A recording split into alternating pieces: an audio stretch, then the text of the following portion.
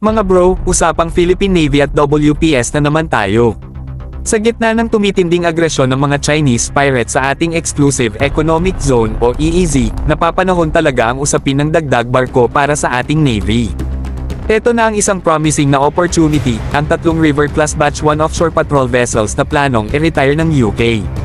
Alam nyo ba, ang mga River-class Batch 1 na ito ay may habang 80 meters, sakto para sa multi-role patrol mission sa ating malawak na karagatan.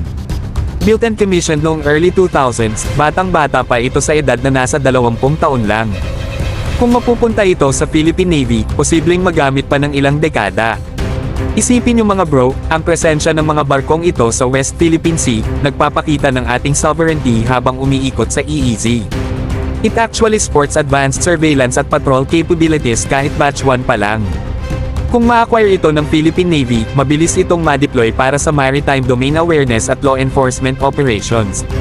Dagdag pa, kahit second-hand ang mga ito, subok na kalidad ang mga barko ng UK. These OPVs are cost-effective options para sa PN habang naghihintay pa tayo ng mga bagong barko na ginagawa. Mga bro, ito ang solid na balita. Hindi lang ito dagdag bilang sa fleet kundi strategic assets na pwedeng i-modify para sa specific na operational needs ng Philippine Navy. Kailangan natin ng mga barko na kayang mag-fly the flag sa ating EEZ, at swak na swak ang River class dito. Kaya dapat talagang pag-isipan ng gobyerno ang reasonable financing schemes para maisakatuparan ito. Pero hindi lang ito tungkol sa numero mga bro. Ang pagkuha ng mga barkong ito ay simbolo ng commitment ng Pilipinas na protektahan ang ating karagatan.